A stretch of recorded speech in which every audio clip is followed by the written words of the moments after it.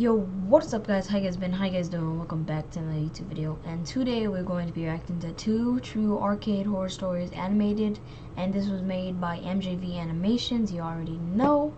So I'm watching this one instead of the TikTok one. It's because I recorded it and I watched it and my screen was black. Like when I recorded it, and I was like, bruh. And I didn't want to record again and have like a fake reaction, you know. So we're doing this one, but if you guys want to watch the TikTok one by yourself, it is called 2 True TikTok Stories Animated. So yeah. But anyways, grab your drinks. I'm using water. Get your snacks. I actually got snacks this time. I got Jolly Ranchers. Well, one Jolly Rancher, but the whole bag's down there. And I got Dynamitas. I'm actually gonna be eating some Jolly Ranchers, but you can take this one. I said you could take this one. I'm actually gonna eat this one though, no cap. This looks good. And it's blue. When I was younger, maybe around 9, my grandparents would take me to this bowling alley with them. They played for this bowling league. While I found anything to do in the building, as long as I stayed in my grandparents' line of sight. That was the rule they set for me. Though, most of the time they were so caught up in their game, I would sneak to the back where the cool games were. The bowling alley also doubled as an arcade, and my grandparents would give me money to keep me entertained. One of the workers there would always come to the back corner with me and watch me play one of the most popular games at the time. As a 9-year-old, I thought it was cool, as I felt like I had a 20-year-old friend I could have fun with and play games. Though, looking back, I realized just how weird this was. This night, I was playing the game with this 20-year-old employee like usual, when I looked back and noticed the guy was recording me with his phone. Now, again, I was 9, and while I thought it was weird, I didn't understand just how wrong this really was.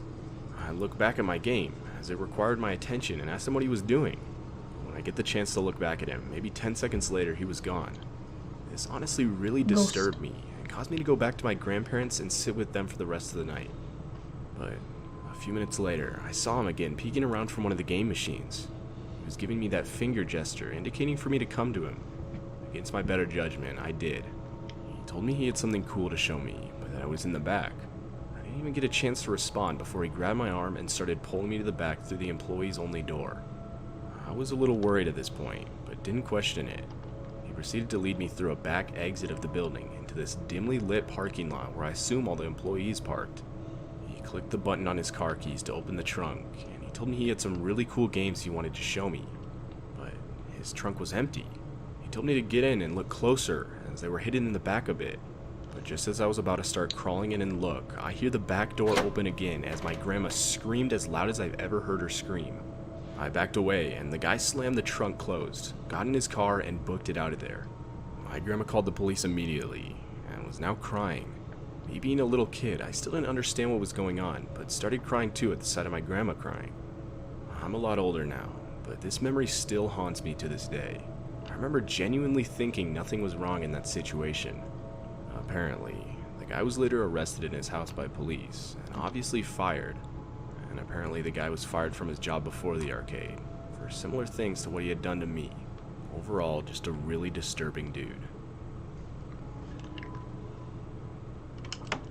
That one's alright.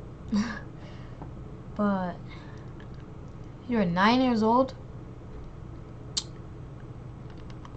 I didn't know what kidnapping was?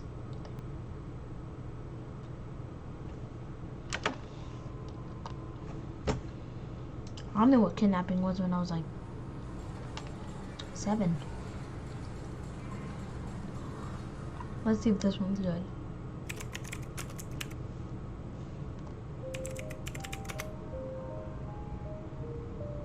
This happened in 2015 when I was 16 and still living in my hometown. My hometown's in the middle of nowhere. It's so remote it's probably not even known by surrounding areas. Basically, there's 3 things you can do there as a teenager.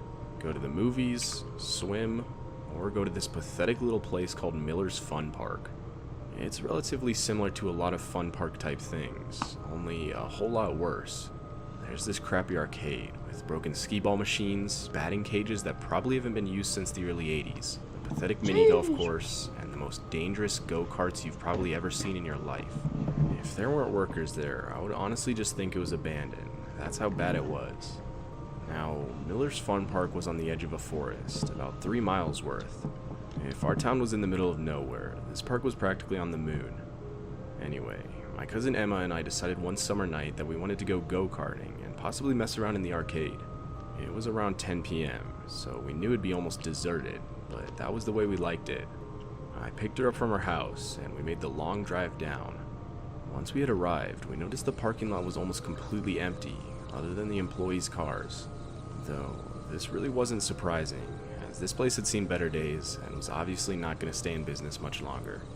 We hopped out of the car and paid for some go-karting tickets. There was no one there except a few guys in the arcade around our age. But that's when we noticed this guy, maybe mid-60s, leaning up against the fence that leads to the forest. It was weird though. He was on the other side, as if he had just come from behind the trees. Emma and I didn't pay much attention to him, and went to the go-kart track. Like I said, these karts were incredibly dangerous, so I focused on nothing but making sure I wasn't going to skid and flip as we raced way too fast around the windy track. This is why I didn't notice when the guy must have climbed the fence and was now sitting on a bench near the track. He stared at me with the most unsettling expression, a creepy smile playing on his cracked lips as his dark eyes looked at us. I managed an uneasy smile back so as not to seem rude. I handed another ticket to the guy running the go-karts, and Emma and I went off. Though, this time I couldn't focus. The dude gave me the worst type of feeling. My eyes were constantly finding their way to that bench where he sat, unmoving, and watching us every time we were in his view. The thing that was bothering me the most was that we had only bought 3 tickets. We were on our second to last run, and this guy was sitting directly where we needed to go to exit the track. I was just praying he'd move before we were done. But of course, luck wasn't on my side that night. Our last go came and went, and I had no choice but to pull in and park next to him, unbuckle my seatbelt, and get out of my go-kart. I glanced over at Emma a few feet away as I opened the exit gate to see if she was as scared as I was. But she didn't seem to notice as she started bragging about how she beat me the last 2 races.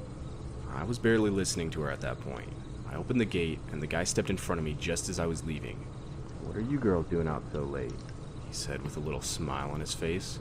My eyes instantly darted over to Emma, who was looking at the dude with both confusion and annoyance. She asked him what he was talking about, as she tried pushing past him to leave. "Do your parents know you're out this late?" he said. I quickly replied with yes, and that they were actually waiting in the parking lot to pick us up, and that we needed to go. This was a lie, and probably sounded like it from my tone, but I tried to push past him anyway. It didn't work. He grabbed my shoulder to keep me in front of him. "That's not true. I saw you girls pull up alone." My heart dropped to my stomach. "Why don't I walk you to your car?" He starts inching towards me, and I looked up at Emma for help. With one swift movement, she pulled me halfway behind her and started sizing the guy up. This was pretty dumb, as we were both small, and though she's a few inches taller than me, neither of us are anywhere near his size. This guy clears 6'2" easy, but she doesn't seem to care. Emma quickly told the guy that we were actually going to go to the arcade, because my boyfriend was going to meet us there, and he was already waiting for us. Now, I did have a boyfriend at the time, but he wasn't coming. He wasn't even in town. I knew she knew this, but I'm glad she actually made up a pretty good lie. The guy's face immediately changed. His smile disappeared, and he was now glaring down at me with a look of annoyance in his eyes. Emma didn't give the guy time to say anything. She grabbed my arm and tugged me behind her into the arcade. The boys from before had already left, and the usual girl who worked in there was nowhere to be found. Still, it felt safer than outside. We ran to the back and hid behind one of the claw machines. I asked Emma what we should do, as I left my phone in the car. There was no way I was going out there alone. Emma said we should just make a run for the car. I wanted to disagree, but I knew we had no other option. I swallowed hard, honestly wanting to cry. I'd never been that scared before. There was something so off about that guy. We slowly made our way out of the arcade, looking around to see if he was nearby. The park was now absolutely deserted. Emma practically had to drag me to the exit. I was looking every direction, Wow. every second, waiting for the guy to come out of the woods and confront us, possibly even worse. But he didn't. Everything was completely quiet except for the sounds of the night. As we slowly creeped closer to the car, Emma told me to get my keys out and have them ready. So I did. I pulled them from my pocket. We were about 20 feet from my car when I stopped dead in my tracks. I was staring at the car keys in my hand, and that's when I got this pure feeling of dread that overtook me. I had never locked the car. I could see the fear in Emma's eyes as I told her. She turned back around and continued inching towards the car. I grabbed her arm to stop her, but she pulled away. just gonna look. If I say run, you run. Her voice was quiet. I nodded shakily. She eventually made it close enough to see inside. By the way she was squinting, I knew it was way too dark to make anything out. It was absolutely pitch black this night. My heart was beating out of my chest, thinking things like, what if he was in there? What if he jumps out? Or what if we get in and he's hiding in the trunk? All of these thoughts almost drowned out the unmistakable sound of shoes slamming against the pavement. My head whipped around instantly, and there he was, sprinting at us full speed out of the woods. I screamed bloody murder as I broke for the car, jiggling the handle as I realized I had locked it on us. Emma was already on the other side, screaming at me to unlock it. I fumbled with the keys, but managed not to drop them as I unlocked the door, flung it open, and practically threw myself inside. I'd managed to close the door right as the guy got close. He was slamming his fists against the window and shouting incoherently.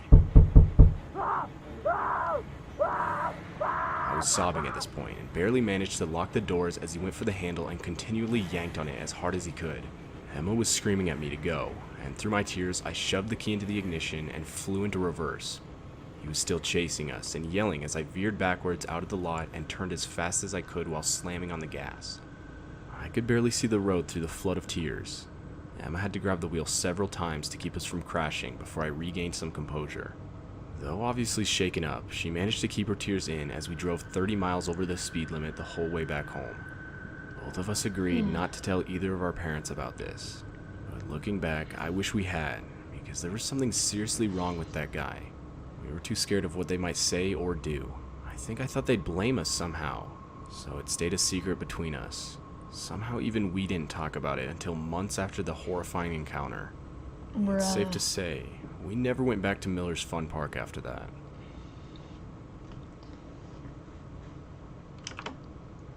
Okay, that animation, that one was good. Not even gonna lie. But hope you guys enjoyed that video. If you guys did, please like, comment, and subscribe. If we can get 5 likes, I will do part, I think 9, I think 8, one of those.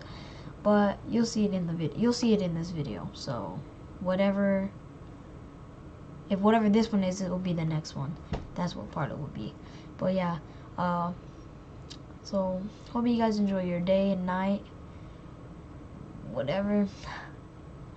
Stay hydrated. Peace out. Take this Jolly Rancher.